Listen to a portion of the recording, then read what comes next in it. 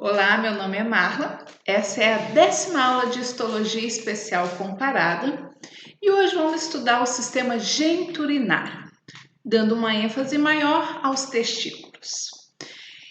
Quais os órgãos que compõem esse sistema? Então, anatomicamente podem ser divididos entre o interno e o externos. Compondo os genitais internos estão os testículos, em número de 2, saindo dele então o epidídimo, conducto deferentes, as vesículas seminais, próstata e as glândulas bulboretrais. E os genitais externos, o pênis e o escroto. Sendo que o escroto é formado por uma bolsa e dentro desta bolsa é que estão os testículos. Quais as funções que esse sistema apresenta? Provavelmente você lembrou daquela mais típica, mais comum desse sistema, que é a produção dos gametas. Isto mesmo, os espermatozoides. Em média, são ejaculados 2 a 5 ml de esperma, sendo que cada ml tem 60 a 120 milhões de espermatozoides. São muitas células, né? Muitos gametas. Mas, além da produção do gameta e até mesmo influenciando na produção do gameta, esse sistema tem como função síntese de andrógenos, especialmente a testosterona, uma molécula complexa e que é produzida por esse sistema. Quando o espermatozoide é produzido lá nos testículos, ele ainda não está pronto. Ele tem que passar por um processo de maturação e ser armazenado. E, quando necessário, ser conduzido. Então, o sistema urogenital masculino, além de produzir os espermatozoides, conduzem esses espermatozoides, armazena e libera quando é necessário, além da produção do hormônio. Mas o que? Um fator muito importante para o sucesso reprodutivo é a secreção de um meio líquido nutritivo para os espermatozoides e também lubrificante. Isso tudo, secreção de meios, né, são produzidos por glândulas. E para que exista a reprodução é necessário uma cópula. Então, o pênis realiza essa função da cópula. Então, vamos começar a estudar a histologia desse sistema? Primeiro, vamos falar das características gerais de um órgão super importante desse sistema, que são os testículos. Como vocês estão vendo, são em número de 2. Inicialmente, eles são formados na cavidade abdominal e lá para o 9º mês, eles descem e vão para o escroto, que é essa bolsa. Então, ele fica dentro desse saco escrotal. E você já deve ter ouvido falar da importância desse processo, que é a descida do espermatozoide. Por quê?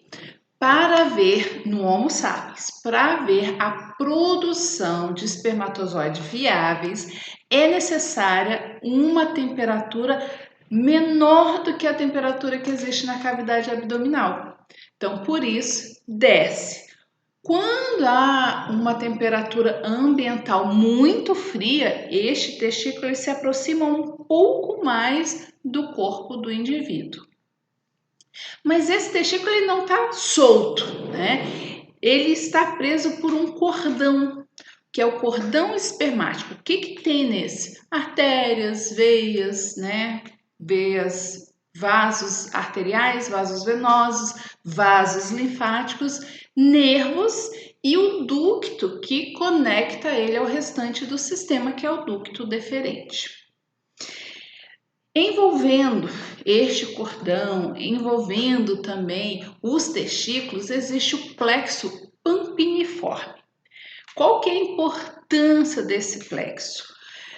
O sangue que está percorrendo essa rede vascular, ela é um pouco mais fria e com isso ela consegue ainda reduzir a temperatura do testículo.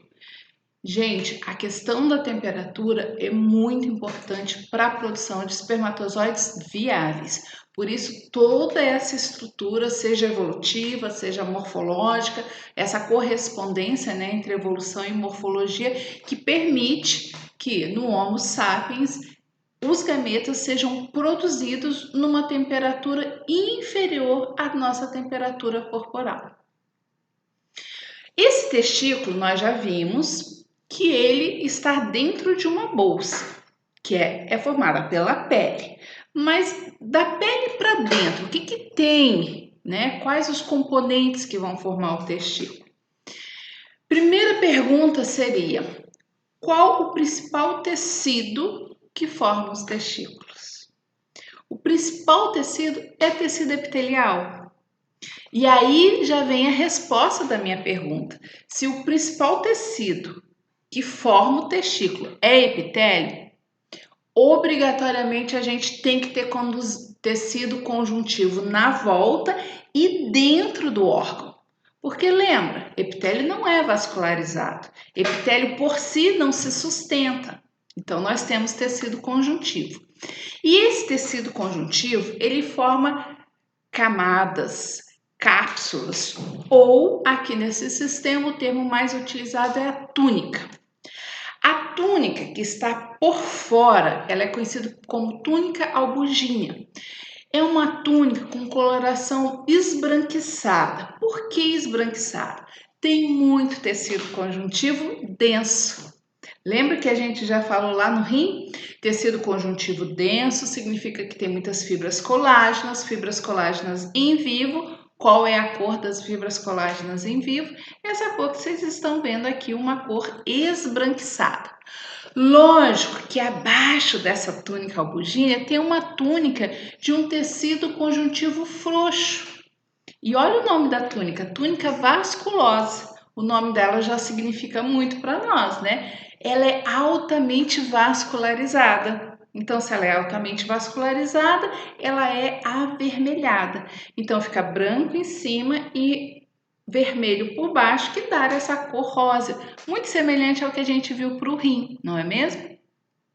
Vamos identificar essas túnicas aqui no desenho? Então, primeiro, no esquema, onde vocês estão vendo a túnica vaginalis, e essa túnica, alguns autores nem a consideram, chamam tudo de túnica vasculosa, alguns vão chamar só de túnica albuginha. Então, esses nomes, às vezes, eles se confundem um pouco, tá? Mas então, envolvendo o testículo, que é esse órgão em azul, nós temos as túnicas. Em vivo, como que a gente vê isso? Essa cor esbranquiçada, principalmente por causa da túnica albuginea, mas em certas regiões a gente vê uma cor mais vermelha, por causa da túnica vasculosa. E na histologia, a gente consegue diferenciar essas túnicas? Conseguimos, vamos ver? Por fora de tudo, a túnica albuginea. Então, é esse tecido que vocês estão vendo mais por fora, que é rico em fibras colágenas. Abaixo dele, nós temos a túnica vasculosa. Tá vendo nesse esquema? Até tem um vaso sanguíneo bem grande aí, fácil de reconhecer, não é? Então, essas são as duas túnicas. E daí? Nós temos tecido conjuntivo. O que vai acontecer com esse tecido conjuntivo? Esse tecido conjuntivo, ele vai entrar em todo o órgão. Então, na região posterior da túnica albuginea, vai haver um espessamento, como vocês estão vendo aí. Esse espessamento tem um nome para essa região, que é mediastino, e dessa região vai irradiar septos da túnica, a mais íntima, a vasculosa, da túnica vasculosa, e vai entrar e dividir o órgão em porções. Essas porções, então, são chamadas lóbulos. Então, recapitulando, conjuntivo na volta e o conjuntivo entrando em todo o órgão. Por quê? Nós temos aí um tecido epitelial, né? Testículo predomina, tecido epitelial, então nós vamos ter que ter conjuntivo não só por fora, mas também entrando. E o tecido conjuntivo, então, entra no órgão, dividindo em lóbulos, e dentro de cada lóbulo, que seria uma dessas regiões aqui, ó, isso seria um lóbulo, dividido então por septos.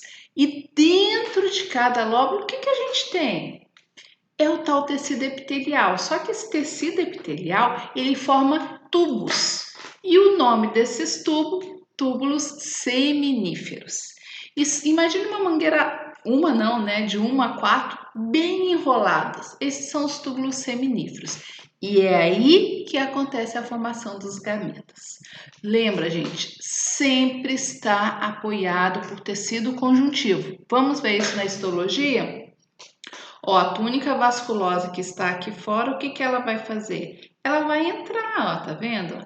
Tá dividindo o órgão em septos. Aqui a gente não vai ver, nesse corte da histologia a gente não vai ver esses septos, né? Bonito, como a gente está vendo aqui nesse primeiro esquema. Mas sim, é formado, dividido em septos. E vocês estão vendo aqui, ó, nessa imagem macroscópica da anatomia, que a gente até consegue ver os túbulos seminíferos? Sim. Então vamos lá. Esse tecido intersticial, ele é muito importante porque ele vai permitir a sustentação do tecido epitelial, então o conjuntivo sustenta, traz os vasos sanguíneos. Está vendo um vaso sanguíneo aqui? Olha que lindo esse vaso sanguíneo, ó. Tá trazendo os vasos sanguíneos, mas tem uma célula super importante nesse tecido. Você já leu aí na apresentação, né? É o que a seta está mostrando. O que é? São as células intersticiais. Talvez você conheça pelo nome de células de Leydig. E essas células são super importantes para o sistema por causa de que eles vão produzir um hormônio, a testosterona, que além de ser muito importante para a própria produção do espermatozoide, ela é importante para os caracteres secundários no macho. Então a seta está mostrando essa célula, ela vai se diferenciar um pouco porque tem o núcleo grande, redondo, o citoplasma mais vermelho, com vacúolo claros. Lógico, numa análise no laboratório a gente consegue dar um aumento maior e ver essas características morfológicas de forma melhor, né? Gente, será que só no homem é produzido testosterona? Porque se são as células intersticiais que produzem, as células intersticiais está presente no testículo, será que mulher produz? Produz. E aonde que é produzido nas mulheres? Pelos ovários e supras renais. No homem, então, como eu já disse, ele é muito importante para quê? Para a produção dos gametas, mas também para as características sexuais secundárias. O que seria? Questão da massa muscular, a maturação dos ossos, crescimento do cabelo, né? Não só cabelo, mas a barba, né? Que o homem é diferente da mulher. Então, tem uma influência diferente da influência que vai ter na mulher. Então, na mulher, ela vai ter um outro tipo de aumento. E se a mulher tem uma produção acentuada deste hormônio, aí vai levar ela a desenvolver características semelhantes a características que tem no homem. E este hormônio está muito envolvido com o que? Maior produção da secreção das glândulas holócrinas, que pode desenvolver a produção da acne, né? E como vocês estão vendo aí, o nível de testosterona por idade, ele tem um ponto de maior produção desse hormônio e vai diminuindo, né? Natural aí do envelhecimento humano. Vamos então falar deste epitélio que vai produzir os hormônios. Então, este epitélio, ele está nesse órgão que eu falei para vocês, que são testículos, que são divididos em porções, e dentro de cada lóbulo tem os túbulos seminíferos. A imagem que a gente está vendo são dos túbulos seminíferos. O que tem nesse túbulo seminífero? Então, inicialmente, envolvido por tecido conjuntivo, porque nós já vimos, e entre tecido conjuntivo e tecido epitelial, obrigatoriamente a gente tem uma membrana basal. Agora, formando a massa desse túbulo seminífero, o que nós temos? O epitélio estratificado especializado. Especializado por quê? Porque ele é gametogênico, produz gametas. O que tem nesse epitélio? Células de sustentação, talvez vocês tenham ouvido o termo Sertoli, e as células que vão dar origem aos gametas. Então, aqui nós temos duas imagens. Aquilo que é visto na microscopia óptica e um esquema. Vamos analisar primeiro o esquema para ficar mais fácil a gente entender a histologia. Então, o que vocês estão vendo aqui, compondo essa massa meio rosa, é a célula de sustentação. Estou rodeando ela. Como vocês estão vendo, o núcleo dela é na base e é um núcleo alto, um núcleo fácil de diferenciar. Na microscopia óptica, ele tem essa semelhança até com, parece uma batata, né? Ele é super fácil de identificar e geralmente está na base, né? Por quê? Sobre esta célula, nós temos as células que vão dar origem ao gameta, ao espermatozoide. Mas o espermatozoide ele passa por um processo de modificações. Essas modificações são quais? Vocês estão vendo que inicia como uma célula redonda e lá no final tem o espermatozoide? E durante esse desenvolvimento aqui ainda vai acontecer a meiose. É isso que nós vamos ver agora. Então, este epitélio aí é formado pela célula de Sertoli e por todas aquelas células que estão sendo modificadas para formar o espermatozoide. Então, a gente consegue identificar? Conseguimos. A de sustentação, vocês viram o núcleo. E todos os demais núcleos que vocês estão vendo são do gametogênico. Mas a de sustentação fica por baixo disso tudo. Tá difícil diferenciar isso? Agora eu trouxe uma imagem aqui que talvez vai te facilitar. Acontece o seguinte, a célula de sustentação, ela de fato exerce essa função. Ela sustenta outras células, as células da linhagem gametogênica. O fato dela sustentar significa que as outras estão em cima dela. Por isso que eu trouxe essa imagem aqui, ó, do sapinho, que os filhotes desenvolvem nas costas do sapo. É a mesma coisa, as células da linhagem gametogênica desenvolvem em cima de uma outra célula.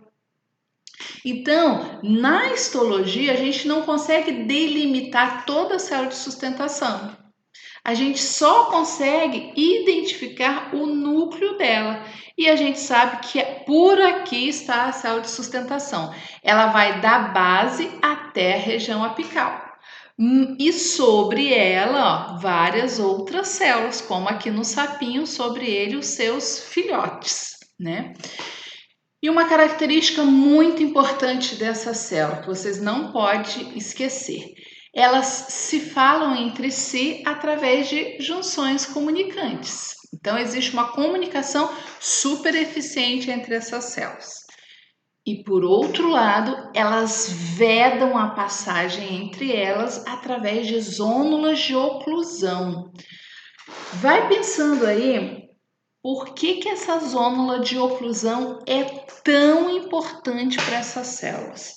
Vamos olhar aqui, ó, só para vocês terem ideia, vamos explorar o esquema, né? Aqui está o núcleo da célula de sustentação.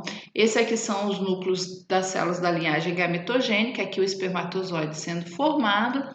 E entre as células existe um espaço que é vedado pelas zônula de oclusão.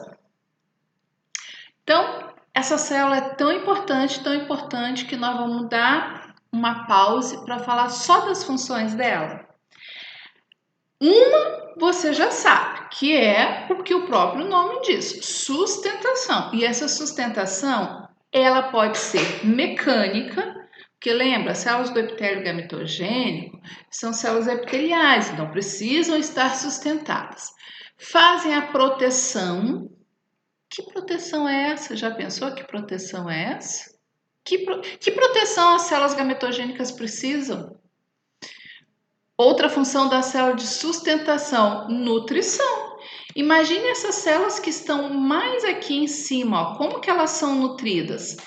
Esta célula de sustentação, ela vai levando através dela nutriente para todas as células da linhagem gametogênica. Olha que interessante.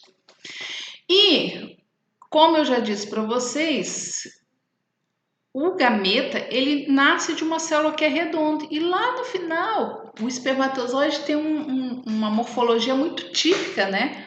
Como que se dá essa mudança? Quem muda a forma dessa célula que vai dar origem ao espermatozoide? A célula de sustentação. Como ela faz isso? Fagocitando.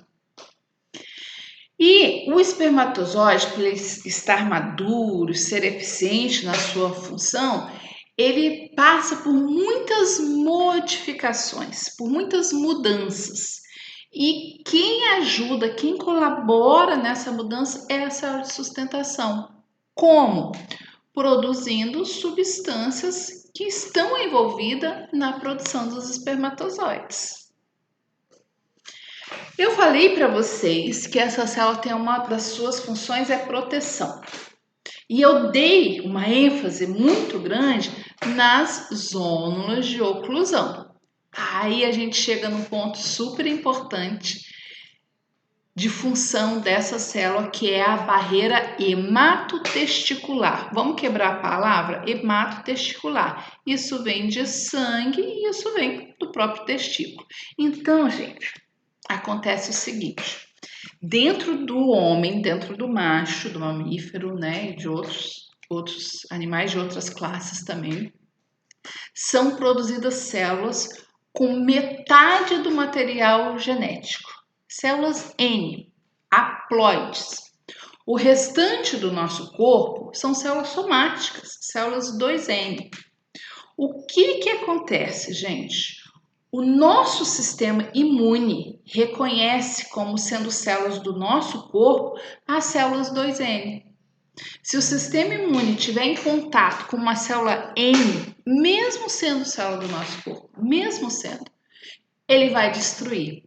Então, no testículo tem que ter uma barreira para impedir que as células de defesa que estão aqui, né, nos vasos sanguíneos, alcancem essas células N e a destruam. Como que se faz isso? Como que impede? Com uma barreira. E fazendo parte dessa barreira, nós então temos as zônulas de oclusão, né? Além de toda a dificuldade nessa região das células de defesa saírem e atingirem o tecido epitelial dos testículos e aí fazer a destruição dessas células N. Com isso, gente, além de impedir o trânsito de células de defesa, que neste caso aí é ruim, né? Ele também consegue manter a concentração diferente daquilo que está no sangue ou na linfa para aquilo que está na luz do túbulo seminífero. E isso é super importante, porque lembra que o espermatozoide ele tem que passar por um processo de amadurecimento. Mesmo quando ele já está com o formato dele final, ele ainda não está maduro. É longo esse amadurecimento. Então, para isso, essa célula que vai estar livre dentro do túbulo, ele precisa passar por modificações. Como que ele vai ser modificado? Pelo líquido que o envolve. Então, é super importante esse líquido ter uma concentração específica. Então, essa célula produz esse líquido onde o espermatozoide está embebido e mantém a concentração desse líquido diferente daquilo que está no sangue. E já falamos da célula de sustentação e agora quem são as células espermatogênicas? Quando vocês olham a imagem, facilmente a gente distingue aqui os espermatozoides na luz do túbulo seminífero. Quem são as outras camadas? São essas células aqui. Mas quem são elas? Vamos dar nome? Então, para a gente dar o nome, primeiro a gente tem que saber como tudo começou. Então, lá ainda quando o indivíduo está no útero da sua mãe, lá na terceira semana, Na parede do saco vitelino vão aparecer as células sexuais primordiais. Olha, muito cedo, né? E eles vão migrar para aquilo que um dia vai ser o testículo. O que acontece com essas células? Elas sofrem mitose. Sim, gente. Uma célula que sofre meiose, a célula mãe sofre mitose. Depois que começa o processo de meiose, sim, aí não vai acontecer mais mitose, mas na célula mãe vai acontecer. Essas células sexuais primordiais sofrem mitose e se diferenciam em espermatogônia. Espermatogônia é a célula mãe dos espermatozoides. É com esta célula que o indivíduo nasce. Essas espermatogônias, elas vão estar no órgão, né, no testículo, mas elas vão ficar em repouso. Até que fase? A fase da puberdade. O que acontece na puberdade? Aumenta a produção do hormônio, isso mesmo, da testosterona. E aí, essas espermatogônias sofrem o quê? Mitose. Ainda estamos falando de mitose. Então, como vocês estão vendo aqui no gráfico, na puberdade, muita mitose. Tá, e quando é que vai começar a meiose? Agora sim vai começar a meiose. O que acontece? Essa espermatogônia, que agora eu não tenho só uma, eu tenho muitas espermatogônias, algumas, e não todas, algumas vão formar os espermatócitos primários. Ó, espermatócito primário é o 1. Vocês estão vendo que ainda é uma célula 2N? Esse espermatócito primário inicia o processo de meiose. Qual fase? A primeira fase, a prófase, tá? E param aí. Gente, em prófase, a célula ainda é 2N. Lembra que para ser N tem que separar cromossomo. Não é em prófase que separa cromossomo, é lá em anáfase. Essa célula, então, o espermatócito primário, o que ele vai sofrer? Agora sim chegou a meiose, ó. Esse espermatócito primário vai sofrer meiose, formando espermatócito secundário. Agora ela tem uma célula N. Essas células N, espermatócito secundário, vão sofrer a meiose 2 e no final tem 4 espermatozoides.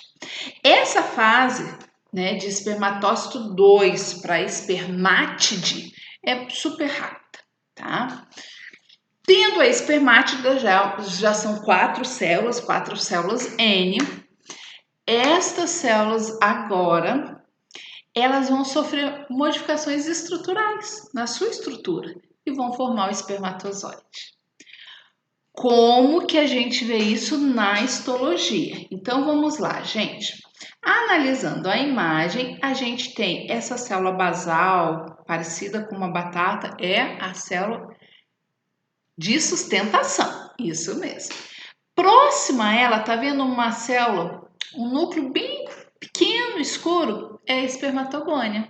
Fica lá na base. Acima dela, tá vendo que tem umas células com núcleo bem grande, um núcleo frouxo, e é super fácil encontrar. Esse é o espermatócito primário. Depois, esse espermatócito primário, ele fica nessa fase aí até uns 22 dias. Por isso é fácil de encontrar. Muito tempo de exposição, fácil encontrar. Depois dele tem o espermatócito secundário, que aí é bem rápida essa fase. E depois do espermatócito secundário, quem que a gente tem? As espermátides. Mas tá vendo, espermátide e espermatócito secundário são muito semelhantes entre si. Então é difícil a gente dizer quem é quem. Talvez pela distância, pela posição no epitélio germinativo. Aí fica mais fácil a gente poder falar sobre isso. E por último, então, aqui na luz, a gente já vê esse núcleo pequenininho, uma cauda, que é o flagelo. Aí já estamos vendo o espermatozoide. Bom, como eu falei para vocês, da espermátide para o espermatozoide acontecem mudanças estruturais. Quais são essas mudanças? Então vamos acompanhar comigo. Uma delas é a formação do acrossoma. Lembra aquele lisossomo gigante que fica na frente do espermatozoide e que vai ser importante, então, para ele digerir e conseguir fazer a fecundação? Isso mesmo. De onde que ela vem? Retículo Golgi, que forma uma grande vesícula, que é o acrossoma. Depois, vocês estão vendo o que vai acontecer nessa região aqui, ó? Vai sendo formado o flagelo. Isso aí. O núcleo de redondo, ele passa a ser alongado. Então, alongamento do núcleo. Todo o restante de citoplasma, então, é eliminado e vai colocando numa posição preferencial quem? As mitocôndrias, ó, que ficam aqui nessa região, que vai produzir ATP, que vai permitir a movimentação do flagelo. Então aqui a gente tem a espermiogênese de minhoca, espermatozoide de minhoca. Vocês estão vendo as diferentes formas do espermatozoide até o seu formato final, que no caso da minhoca é esse aqui, que não dá para distinguir bem a cabeça do flagelo. Bom, além do testículo, dentro ainda, lembra os órgãos genitais internos? Ainda tem os ductos intratesticulares.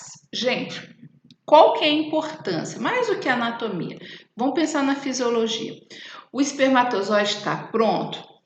Ele está sendo preparado, ele ainda não está viável, ele tem que passar por modificações. E essas modificações vão acontecer justamente nesses ductos que vão encaminhar o espermatozoide. Dentro do testículo, quais ductos que tem? Os túbulos reto, e vai receber esse nome porque é reto. E a rede testicular recebe esse nome porque parece uma rede. Vocês estão vendo aí na imagem? Então, o tubo reto, ele vai receber o espermatozoide. O que tem ali? Ainda tem as células de sustentação e essas células vão ficando cada vez em menor número e o epitélio vai se tornando de cúbico a colunar. Ali já tem microvilosidade e cílios. Microvilosidades por quê? Está tendo uma troca do meio com as células epiteliais de revestimento. E cílios para ajudar a locomover esse espermatozoide. Depois, então, tem uma rede, que se assemelha a uma rede, a um labirinto. O que tem nessa rede? Sempre células epiteliais. E olha o que essas células epiteliais têm? Elas vão ter cílios. E o que nós temos abaixo desse epitélio? Sempre conjuntivo, né, gente? E aqui um conjuntivo que já tem células que vão contrair para conseguir movimentar esse espermatozoide. E do túbulo reto vai para a rede testicular, da rede testicular vai para onde? Para um órgão super importante que é o epidídimo. Só no epidídimo que os espermatozoides vão ter movimento. Então, em todo o seu caminho, ele é ajudado, seja por contração da parede, seja pelos cílios. Então, na próxima aula, a gente continua o sistema urogenital.